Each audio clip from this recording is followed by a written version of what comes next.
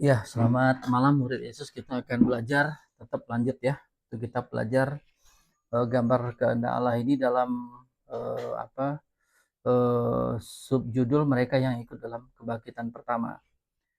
Jadi dalam gambar kehendak Allah ini di part 3 ini, bagian ketiga ini ada 15 judul, dan ini adalah judul yang satu lagi sebelum terakhir gitu ya. Nah, kita akan simak ini ya semua ya. Mereka yang ikut dalam kebangkitan pertama gitu ya. Coba kita lihat di gambar kita ini kan, kita kan kemarin coba bagi itunya, dibagi periode waktunya ya, masa-masa yang sudah coba kita bagikan apa yang dituliskan dalam Alkitab. Setelah masa kesadaran akan Allah, terus ada masa orang memberikan korban ya, kemudian hukum Taurat, kemudian masa anugerah. Nah sebelum ini kan, kalau ini kan masa dimana sebelum Tuhan Yesus gitu ya.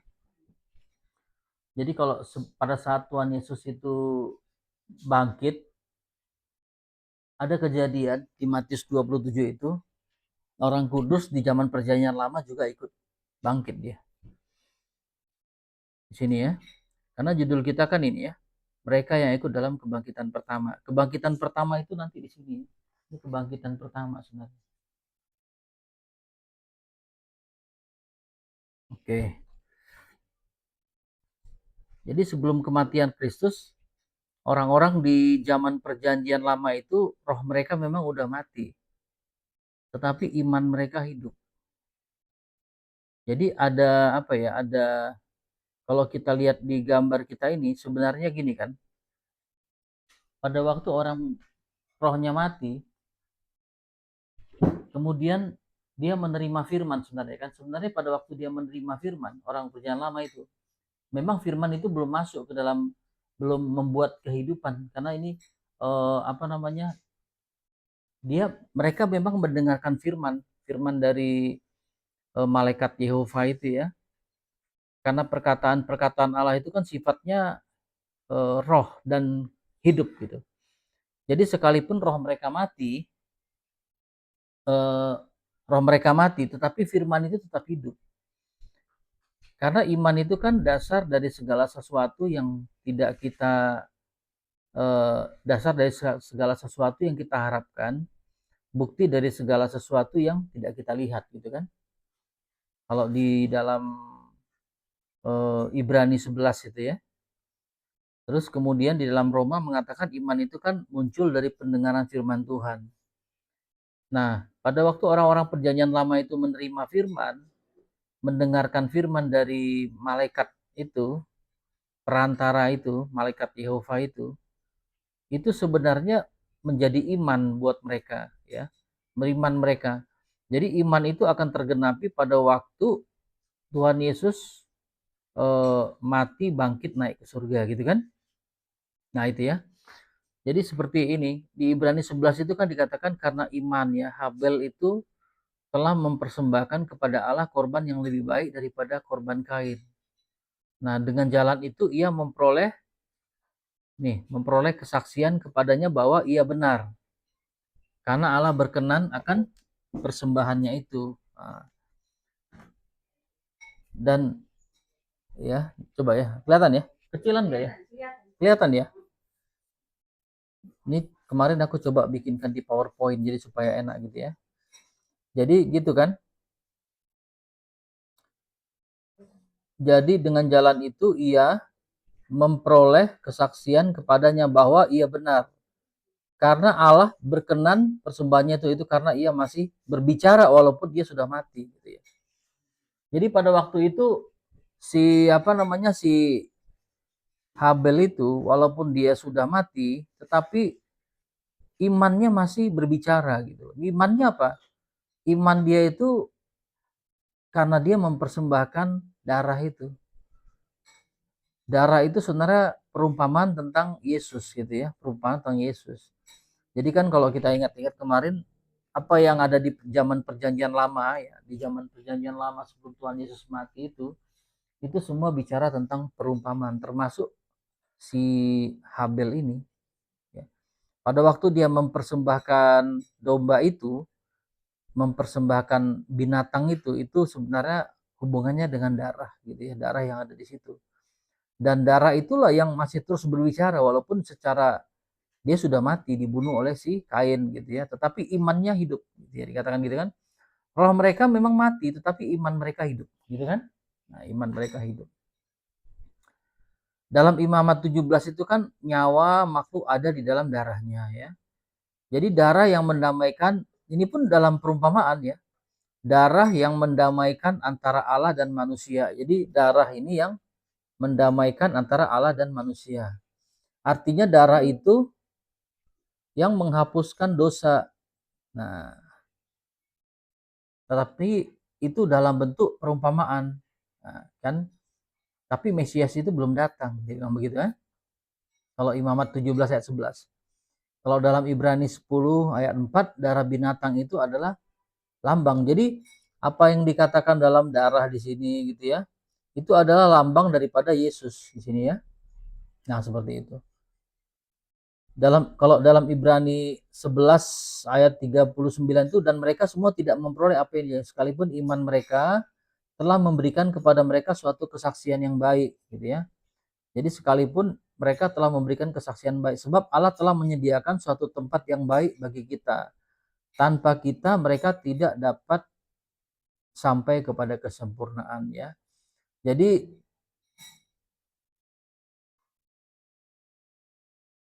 sekalipun iman mereka telah memberikan kepada mereka suatu kesaksian yang baik gitu ya. Jadi iman orang-orang di zaman perjanjian lama ini, iman orang mereka itu memberikan kesaksian yang baik katanya gitu ya, kesaksian yang baik.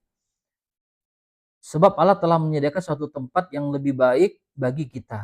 Jadi mereka itu memberikan, iman mereka itu memberikan kesaksian yang baik, tetapi Allah menyediakan sesuatu yang lebih baik bagi kita, bagi orang yang hidup di sini di zaman setelah Tuhan Yesus mati ya. Di sini kan Tuhan Yesus mati di sini. Jadi lebih baik iman apa namanya menyediakan yang lebih baik kepada orang yang di sini gitu, yang setelah gitu ya. Nah, tanpa kita mereka tidak dapat sampai kepada kesempurnaan ya. Jadi dengan perantaraan kita mereka bisa sampai kepada kesempurnaan, bilang gitu ya. Oke. Ini sebelum kematian Kristus. Das ya. Ya, maksudnya di zaman kasih karunia ini iman mereka tergenapi gitu. Jadi iman mereka tuh tergenapi. Melalui kita ya. Iya, melalui melalui kita betul. Melalui zaman kita lah ya. Iya, zaman kita. Karena ini ya ini kalau iya. Jadi sebenarnya melalui kematian Tuhan Yesus ini kan roh mereka kan mati kan, tapi iman mereka masih tetap hidup nih. Nah, tergenapinya pada waktu Tuhan Yesus ini. Nah, ya. Jadi kepada kita diberikan yang lebih baik daripada yang di sini kan gitu kan. Nah, jadi kalau firman itu bilang dengan adanya zaman ini, zaman kasih karunia ini, iman mereka menjadi hidup gitu. Kalau tidak ada zaman setelah Tuhan Yesus mati, bangkit naik ke surga ini, iman mereka masih menjadi bayangan. Tapi pada dasarnya iman mereka itu sudah digenapi. Ya. Nah, itu Ibrani 11 ayat 39 40. Sebab Allah telah menyediakan sesuatu yang baik bagi kita. Tanpa kita mereka tidak dapat sampai kepada sempurnaan ya. Coba kita baca ayat lengkapnya ya, Ibrani 11 39 40 ya. Biar kita dapat tuh. Ibrani 11 ya. Ayat 39 40. Ini kan iman ini semua ya. Tentang iman ya Ibrani 11 ini ya. Dan mereka semua tidak memperoleh apa sekalipun iman mereka telah memberikan kepada mereka suatu kesaksian. Sebab Allah telah menyediakan sesuatu yang lebih baik bagi kita. Tanpa kita mereka tidak dapat sampai kepada kesempurnaan ya. Jadi tanpa kita mereka tidak dapat sampai kepada kesempurnaan. Nah, kesempurnaan itu terjadi di fase yang ini kan. Kesempurnaan itu kan terjadi di sini ya. Sini gitu kan. Setelah Tuhan Yesus mati bangkit. Jadi tanpa ada fase ini ini sia-sia. Kira-kira gitu. Mm-mm. Lomba lari estafet yang berhentian ya. Yang ini. Ya, yang estafet. Jadi mereka itu lama itu berjuang mati-matian, tapi kita yang mau finiskan ya. Ya, ya, bisa juga begitu. Bisa juga sih seperti itu ya. Tanpa kita mereka tidak dapat sampai kepada keseimbangan ya. Nanti pasti kita ketemu itu terus nanti ya. Dasar dari hukum Taurat itu bukanlah iman ya. Dasarnya hukum Taurat itu bukanlah iman. Galatia 3 ayat 10 sampai karena semua orang yang hidup dalam pekerjaan hukum Taurat berada di bawah kutuk, sebab ada tertulis terkutuklah orang yang tidak setia melakukan segala sesuatu yang tertulis dalam hukum Taurat, dan bahwa tidak ada orang yang dibenarkan di hadapan Allah karena melakukan hukum Taurat. Adalah jelas karena orang benar akan hidup oleh iman. Nah itu ya, jadi tidak ada orang yang dibenarkan melalui hukum Taurat, tetapi dasar hukum Taurat bukanlah iman, tetapi siapa yang melakukannya akan hidup karenanya. Nah, jadi siapa yang hidup di dalam Taurat, coba kita pinjam gambar yang ini ya. Nah, jadi ini kan masa hukum Taurat ini ya. Hukum Taurat sebenarnya. Kalau di sini dengan jelas dikasih tahu hukum Taurat di zaman Musa gitu kan, tapi sebenarnya hukum Taurat itu sudah ada di sini. Nilai-nilai hukum Taurat itu sudah ada di sini ya. Sudah ada di sini. Tetapi baru dijelas nyatakan pada waktu zaman Musa. 10 hukum Taurat. Karena waktu di buah pengetahuan dan baik dan jahat pun itu menceritakan tentang hidup dan mati. Itu berbicara tentang Taurat juga ya. Taurat hidup dan mati gitu ya, berkat dan kutuk gitu ya. Seperti itu. Jadi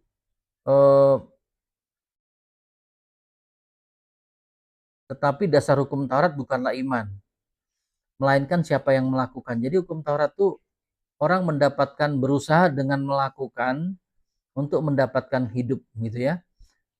Jadi perbuatan baik lah kalau gitu, kalau kita bilangnya. Orang mengharapkan kehidupan lewat perbuatannya. Padahal di zaman kasih anugerah itu orang mendapatkan hidup karena anugerah, gitu kan? Nah, Galatia 3.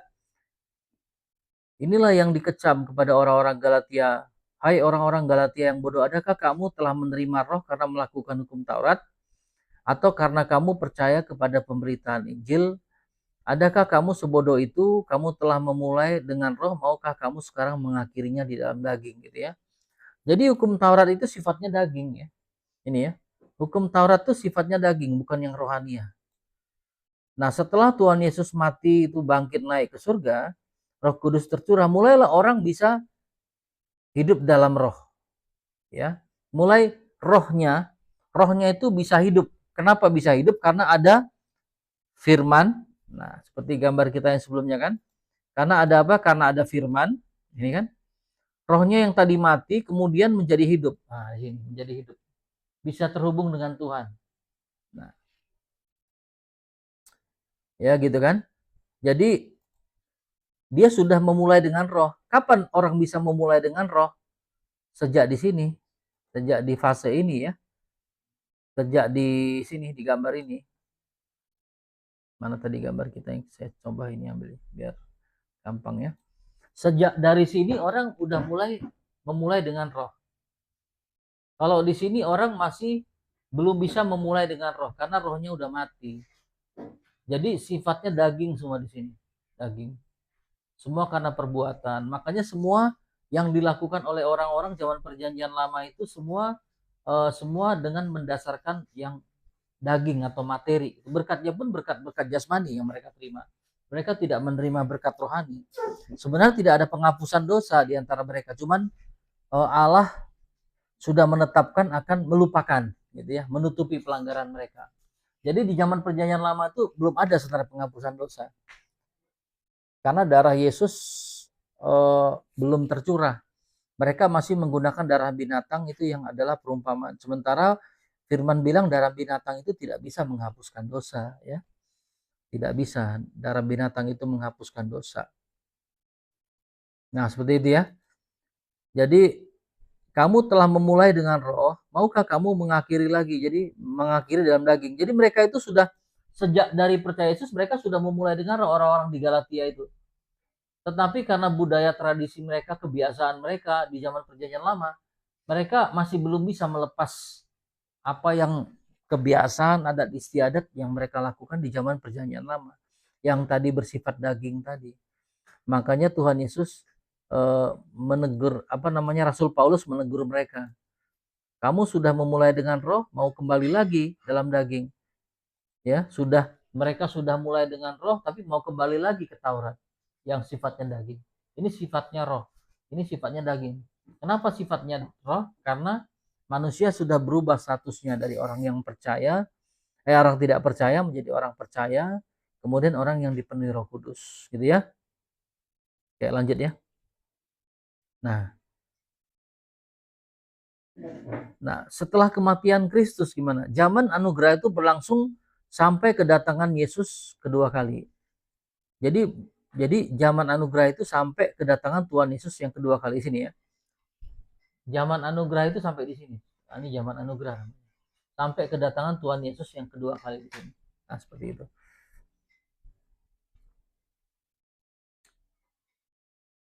Bukan zaman Allah mencari kebaikan dari manusia, tetapi Allah memberikan kasih anugerah, ya.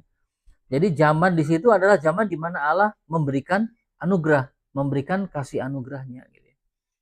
Kekudusan itu tidak sama dengan kesucian. Kekudusan itu dipisahkan. Artinya lahir baru hanya sekali, tapi kesucian itu harus dijaga terus-menerus, ya. Jadi ada dua kata yang penting kita ingat, pengudusan itu cuma ada sekali. Pada waktu kita dikuduskan oleh darah Yesus. Ya, tetapi kemudian setelah kita menerima pengudusan di sini, setelah kita menerima pengudusan di sini, zaman anugerah ini kita terus menjaga kesucian kita. Itu yang kita lakukan terus menerus. Nah, kesucian itu yang harus kita jaga terus menerus ya. Nah, seperti itu dikatakan ya. Ini tadi. Ada 3 di situ tempat bagi orang kudus. Yang pertama ya gereja Kristus, tempat di mana orang-orang kudus yang memiliki tubuh jasmani ini berkumpul melayani Allah ya. Kalau selagi masih hidup ya di gereja Kristus seperti kita sekarang. Nah, orang kudus itu orang yang gini loh, bukan orang yang posisinya kayak gini. Posisi orang kudus itu begini ya, di gambar kita. Nah, ini orang kudus ya. Orang kudus Tuhan itu setelah dia menjadi percaya, terus dia dimateraikan oleh Roh Kudus. Jadi tempat bagi orang kudus itu dikatakan pertama dia ada di gereja. Gereja Kristus ya. Kemudian setelah dia mati, orang kudus itu berada di Firdaus. Tempat orang kudus yang terlepas dari tubuh berkumpul dan beristirahat sebelum bangkit. Jadi posisinya kalau misalnya dia meninggal di sini, maka dia langsung berada di Firdaus.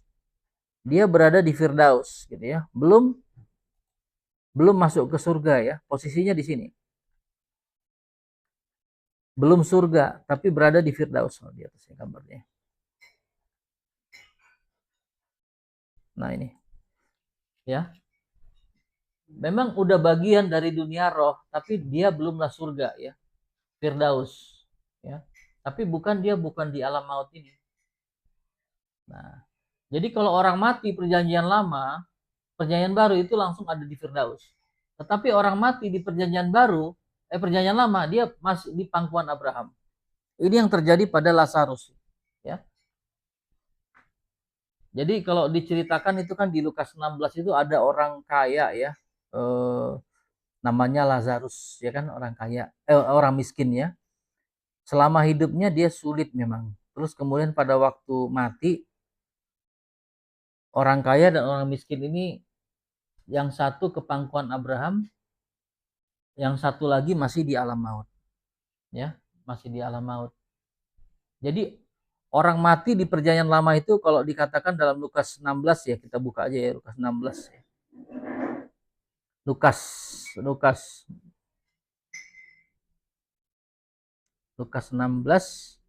ayat 23. Nah, ini. Dan ada seorang pengemis bernama Lazarus, badannya penuh dengan borok, berbaring dekat pintu rumah orang kaya, gitu ya. Dikatakan begitu ya. Mana tadi ya? Ini ya.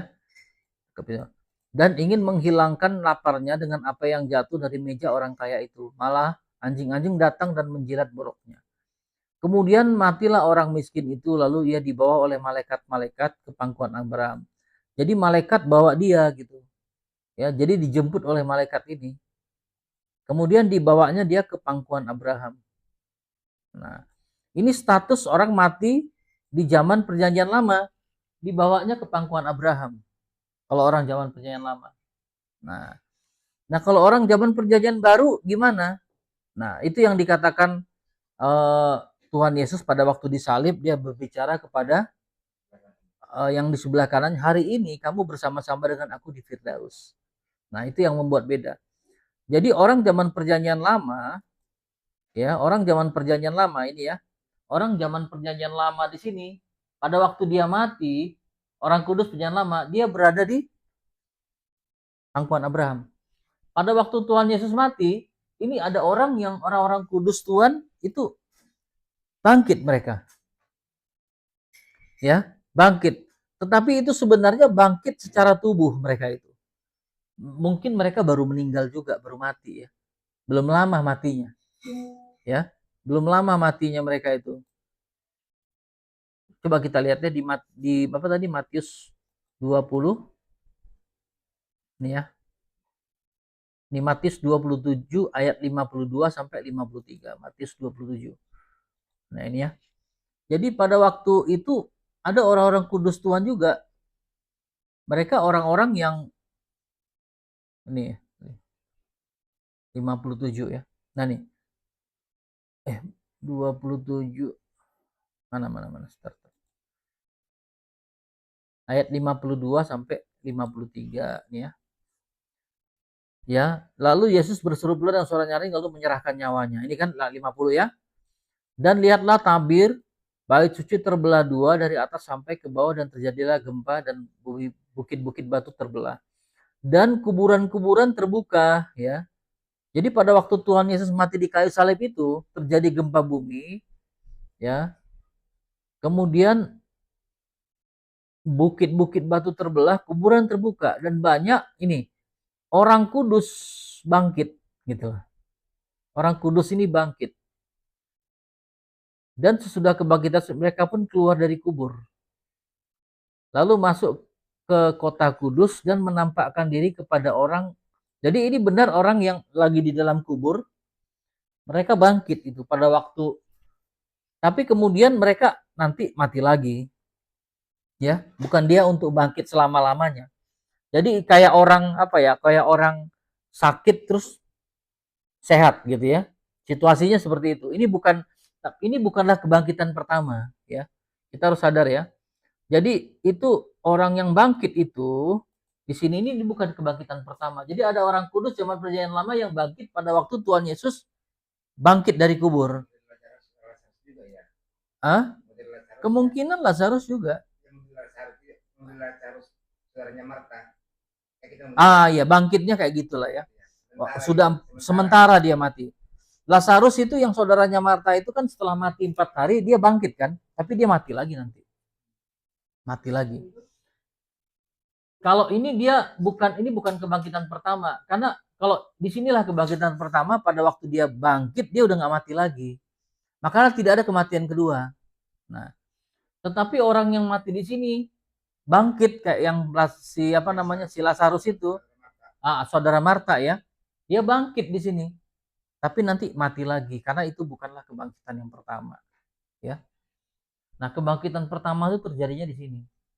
Karena tidak ada kematian kedua bagi mereka. Seperti itu. Tidak ada kematian kedua. Jadi Alkitab kita tuh detail ya membicarakan tentang status orang mati itu ya. Jadi kalau kita baca ayat-ayat ini semua nih jelas sekali menjelaskannya. Ya, pertama Firdaus, terus kemudian kerajaan surga atau rumah Bapa tempat Roh Kudus akan masuk sesudah bangkit dan berperoleh tubuh kebangkitan. Rumah Bapa, di rumah Bapakku banyak tempat tinggal ya. Nah, seperti itu ya. Jadi kalau kita lihat dalam gambar itu kan nanti gini. Pada waktu nanti di fase yang ini, mana ya kita lihat ya, di fase yang ini ya, pindah itu orang-orang yang tadi bangkit di posisi di Firdaus tadi kan sudah bangkit dia, ya kan? Nah, dia ikut nanti yang di Firdaus ini dia ikut dalam perjamuan kawin sampai 1000 tahun. Baru di sini penghakiman terakhir ini baru mereka ditetapkan untuk ke rumah Bapa. Jadi orang-orang mati sekarang kalau kita dengar khotbah itu mereka belum di rumah Bapa, mereka masih di Firdaus, tertidur posisinya. Bangunnya nanti kalau udah sangkakala terakhir berbunyi ya gitu ya. Nah, itu posisinya. Kalau kita bikin gambaran apa ringkasannya gini. Jadi orang zaman perjanjian lama itu ada kelompok Yahudi, di mata Tuhan cuma melihat dua kelompok, orang Yahudi dan non-Yahudi. Nah, orang Yahudi ini hidup dengan hukum Taurat. Kalau orang non-Yahudi itu dikatakan suara hati pikiran mereka lah yang menjadi hukum Taurat. Tapi semua diatur menurut hukum Taurat ya. Kalau mereka ini oleh hukum Taurat Musa, tapi yang non-Yahudi ini suara hati mereka itulah menjadi hukum Taurat di dalam hidup mereka. Ya. Nah, pada waktu mati mereka itu gini. Nah, setelah Tuhan Yesus mati bangkit di mata Tuhan cuma ada dua nih. Cuma ada orang percaya dan orang tidak percaya. Ya, kelompoknya cuma orang percaya dan orang tidak percaya. Orang Yahudi pun ada yang kelompoknya nanti terus dia ada yang menjadi orang percaya. Jadi ada juga yang tidak percaya. Banyak juga ya. Tetapi yang non Yahudi kayak kita ini pun ada yang menjadi orang percaya dan ada tetap masih jadi orang yang tidak percaya. Gitu ya. Nah, seperti itu situasinya. Nah, status mereka ini nanti gini kan. Nah, seperti yang kita ini. Jadi orang-orang kudus dalam perjanjian baru nanti plus dua saksi itu nanti akan ada di sini. Ikut dalam kebangkitan pertama. Inilah kebangkitan pertama. Nah, orang-orang percaya dikatakan dalam kitab Daniel mereka itu nggak ikut dibangkitkan. Mereka akan terus di sini. Orang percaya zaman perjanjian baru ya.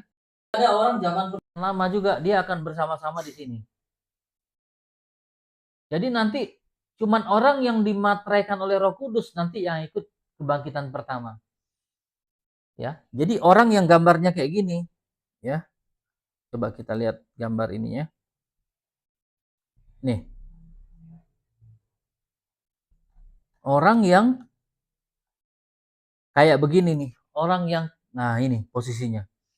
Orang kudus inilah posisi ini nanti yang masuk dalam ini. Yang ikut dalam kebangkitan pertama. Nah, kalau orang percaya baik itu perjanjian lama ataupun perjanjian baru, mereka itu nanti terus posisinya terus saja sampai di sini. Ya.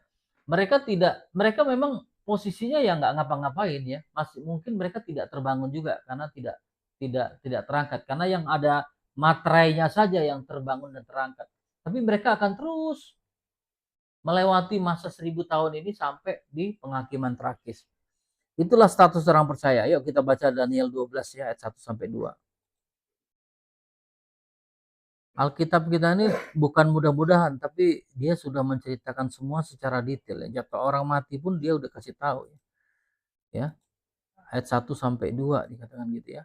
Nah, pada waktu itu juga muncul Mikael pemimpin besar itu.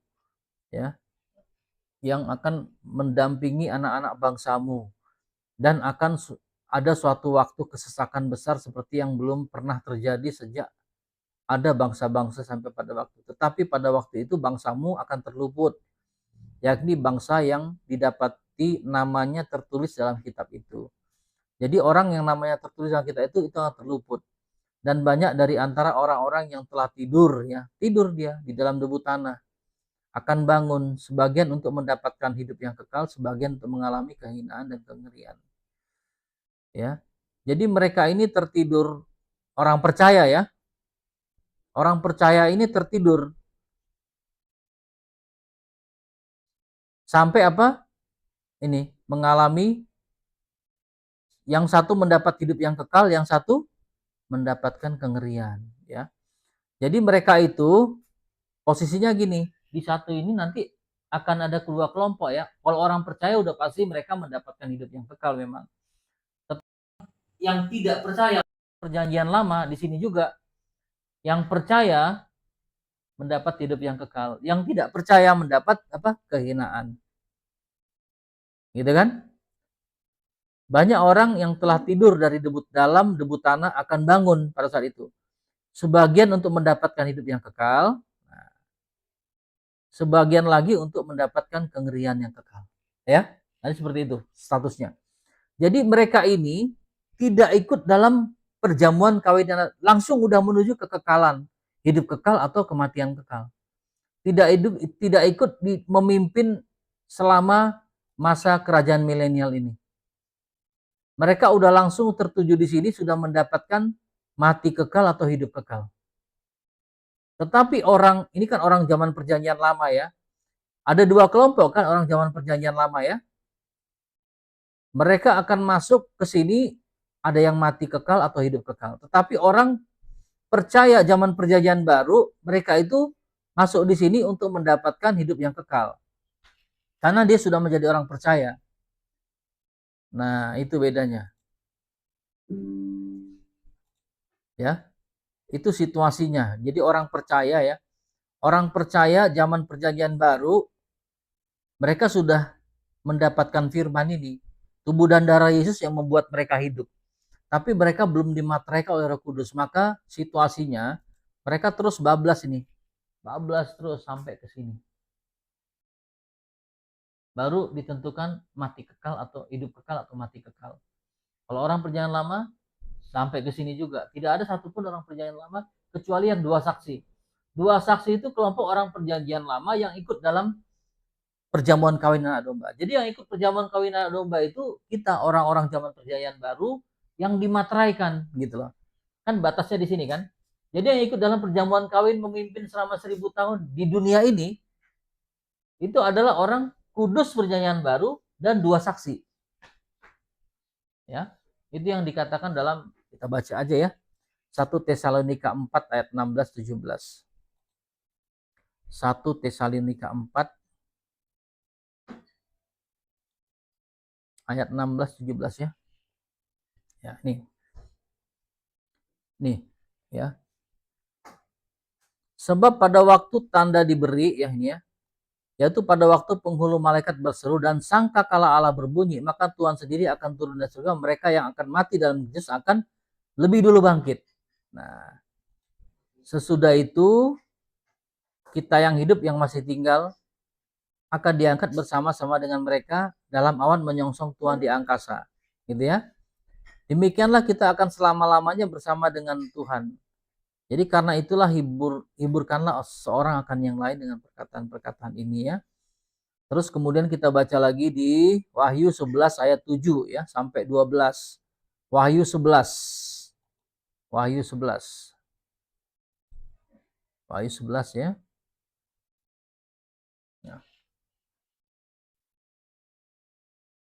Dan apabila mereka telah menyelesaikan kesaksian mereka, maka binatang yang muncul dari jurang maut memerangi mereka dan mengalahkan serta membunuh mereka.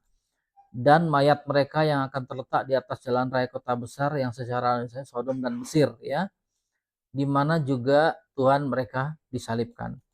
Dan orang-orang segala bangsa dan suku bangsa dan kau melihat mayat mereka 3,5 hari lamanya, dan orang-orang itu tidak memperbolehkan mayat mereka dikuburkan.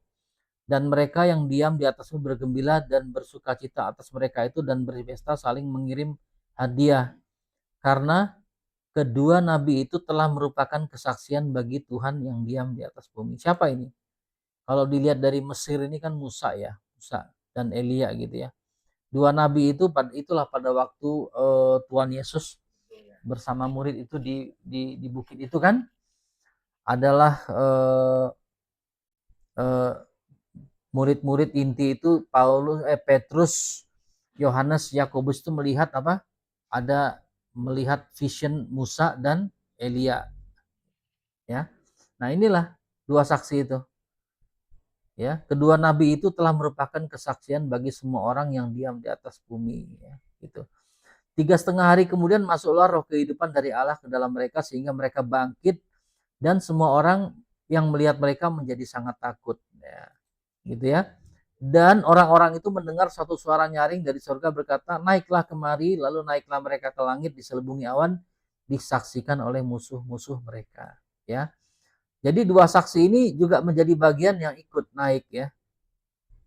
Nah, kalau yang ini ya, nah orang-orang kudus zaman perjanjian baru itu juga disampaikan di Wahyu, Wahyu ini ya, Wahyu 7 ya. Jadi ada 144.000 ya. Nah, aku melihat misalnya. Nah, aku mendengar jumlah mereka yang dimateraikan itu 144.000 ya. Terus masing-masing suku itu 12.000 gitu ya. Lanjut lagi ini di 12.000 dari suku Aser, Naftali, Manasye, 12.000 Simeon dan seterusnya. Nah, kemudian 9 nih, dan kemudian daripada itu aku melihat sungguhnya suatu kumpulan besar. Ini kita nih. Kalau yang ayat 7 ayat 6 ini ya, ayat 6 5 ini ya. Mulai dari 4 sampai 8 nih orang Yahudi ini. Kalau mulai dari ayat 9 nih kumpulan besar, baru kemudian tampaklah kumpulan besar orang-orang yang tidak terhitung banyaknya dari segala bangsa, kaum dan suku dan bahasa. Ini kita ini orang-orang kudus ya. Berdiri di hadapan tahta, di hadapan anak domba Allah. Mereka memakai jubah putih dan memegang daun-daun palem di atas mereka ya. Nah, ini kita, ini adalah orang-orang yang ikut dalam kebangkitan pertama nanti. Nah, itu dijelaskan juga di 9 ya. Mana-mana 11 12 ya kayaknya.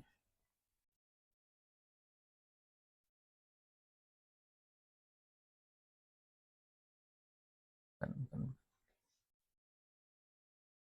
ya.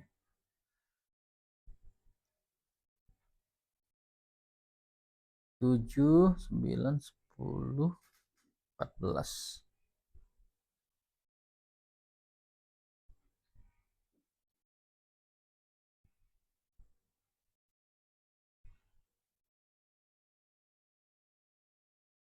Ya. Ini kan. Dan aku melihat sesungguhnya anak domba berdiri di bukitnya bersama-sama dengan dia yang tadi, yang di ayat 9 tadi, Wahyu 9 tadi, 144.000 orang dan di dahi mereka tertulis namanya dan nama bapaknya gitu ya. Namanya siapa? Nama Yesus ya. Nama bapaknya Yesus gitu kan. Jadi namanya dia Yesus dan nama bapaknya ya sama Yesus.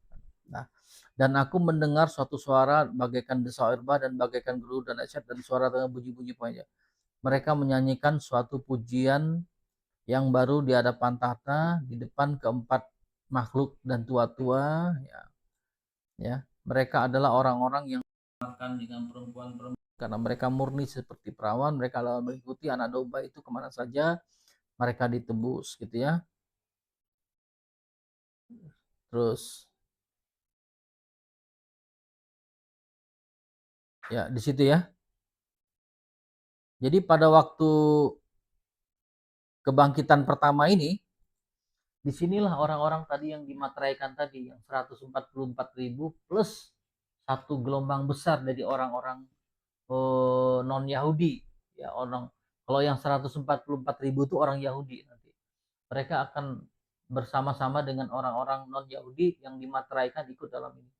Di awan-awan tadi, masuk dalam perjamuan kawinan domba. Nah, di bumi yang terjadi ini kan masa antikris yang sangat luar biasa. Penganiayaan yang luar biasa. Nah, itu ya penghakiman terakhir. Clear ya? Nah, itulah. Nah, kita ambil sampai setelah kematian di 1 Korintus, menurut pengikut dogma tidak ada kebangkitan pertama ya kalau dalam dogma. Orang-orang beberapa dogma tertentu mengatakan tidak ada kebangkitan pertama ya. Tapi Alkitab sudah mencatat. Lukas 23 ada kata Yesus, aku berkata kepadamu sesungguhnya hari ini engkau akan berada bersama-sama dengan aku di Firdaus. Tadi udah kita baca ya. Yohanes 14 ayat 3, dan apabila aku telah pergi ke situ dan telah menyediakan tempat bagimu dan aku akan datang kembali, dia bilang gitu kan. Jadi Tuhan sudah bilang dia 1 setelah dia mati nanti dia akan datang kembali, ya. Nah, akan datang kembali itu untuk menganugerahkan keselamatan sudah. Kalau datang yang pertama dia untuk mati, mencurahkan tubuh dan darahnya. Jadi kedatangan Tuhan Yesus yang pertama di sini ya, di gambar ini, kedatangan mana tadi ya? Oke, agak pindah-pindah gambar kita ya. Nah, kedatangan Tuhan Yesus di sini itu untuk mencurahkan tubuh dan darahnya. Tetapi kedatangan yang kedua kali ini untuk menganugerahkan keselamatan sudah. Kehidupan yang kekal tadi. Nah, di situ kuncinya ya. Tidak lagi untuk mencurahkan tubuh dan darahnya. Nih, aku akan datang kembali dan membawa kamu ke tempat aku, supaya di tempat di mana aku berada, kamu pun berada. Firdaus itu tempat di mana sebelum orang-orang kudus bangkit, tempat sementara ya. Nah, saat Yesus datang, maka mereka akan terbangun kembali dengan apa? Suara sangkakala. Seperti itu ya. Jadi itulah materi kita ya, yang kita pelajari dalam mereka yang akan ikut dalam kebangkitan pertama. Jadi kesimpulannya, yang ikut dalam kebangkitan pertama itu adalah orang-orang kudusnya Tuhan dan dua saksi ini. Dua saksi itu siapa? Musa dan Elia. Nah, ini ya. Nah, gitu ya. Nah, orang kudus ini posisinya ini ya. Jadi orang kudus itu nanti kita bahas, boleh tanya jawab ya. Nah, orang kudus itu yang posisinya ini ya. Dia sudah percaya dan dia sudah dipenuhi Roh Kudus. Jadi ini dua situasi yang harus di. Nah, kita usahakanlah kita ya pada posisi ini gitu loh. Ya. Jangan ada salah satu dari antara kita tidak dalam posisi ini. Supaya apa? Kalau kita ada dalam posisi ini, kitalah adalah orang-orang yang ikut dalam kebangkitan pertama. Orang yang ikut dalam kebangkitan pertama ini, ya. Gitu ya. Pastikan kita adalah orang yang tadi, orang ini yang sudah dalam posisi ini, orang kudusnya Tuhan. Itu aja materi kita ya. Siapa yang ikut dalam kebangkitan pertama ya. Jadi orang kudus itu orang yang ini dimateraikan, orang-orang yang dimateraikan. Pada waktu Roh Kudus diutus ke dalam dia, Roh Kudus itu diutus di dalam nama Yesus. Ya kan? Diutus di dalam nama Yesus. Nama Yesus itu nama Bapa. Nama Bapa yang diberikan kepada anak. Kan gitu kan? Kita sudah pahamin itu kan? Roh Kudus itu diutus dalam nama Yesus. Ya, kita baca dalam Yohanes. Roh Kudus itu adalah, ya, kita baca mulai dari Yohanes 14.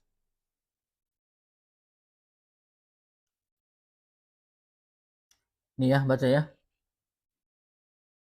Kalau ayat 13, nih ya. Yohanes 14 ya. Nih. Ya, nih ayat 16.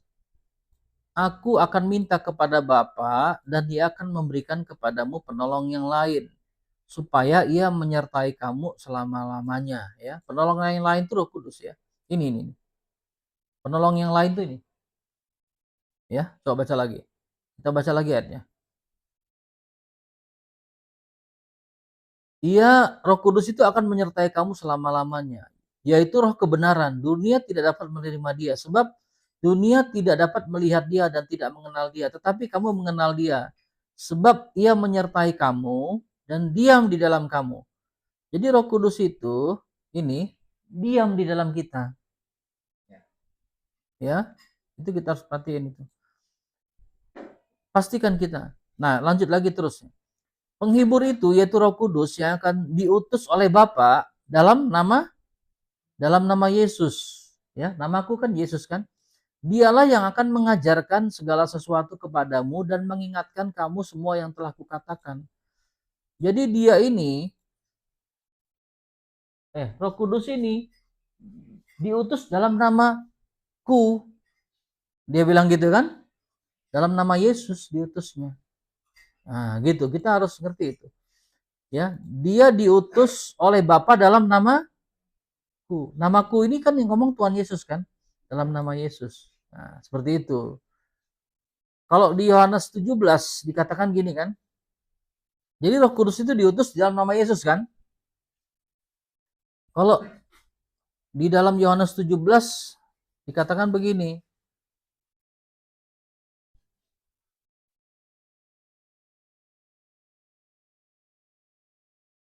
Ya, dan aku tidak ini ya, dan aku tidak ada dalam tetapi mereka masih ada. Aku datang ya Bapa yang kudus pelihara mereka dalam namamu. Ya, namamu ini Tuhan Yesus ngomong sama Bapa ya.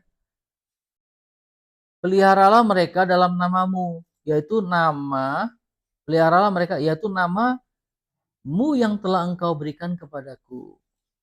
Ya, supaya mereka menjadi satu sama seperti kita. Ya. Jadi di dahinya yang tadi ada nama Bapa dan nama anaknya. Jadi nama Yesus itu nama Bapa yang diberikan kepada anak, diberikan kepada Yesus. Ya, namamu yang telah engkau berikan kepadaku.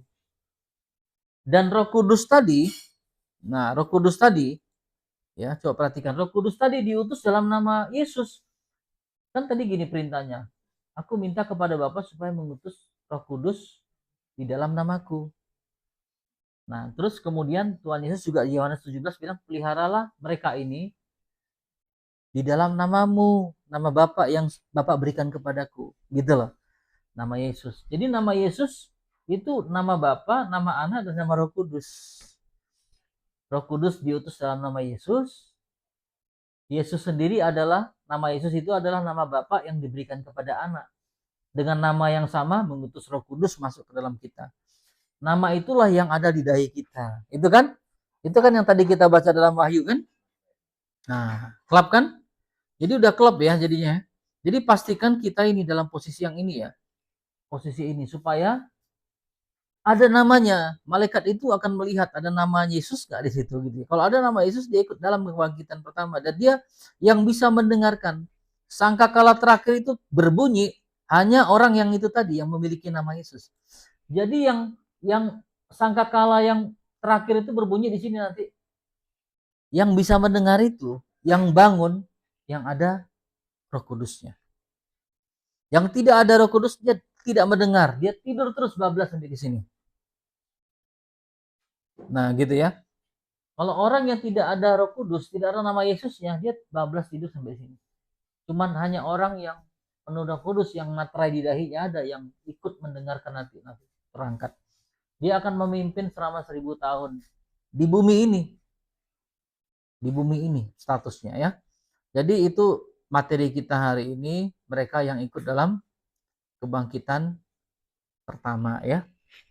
Oke, nanti pertanyaan silakan ya.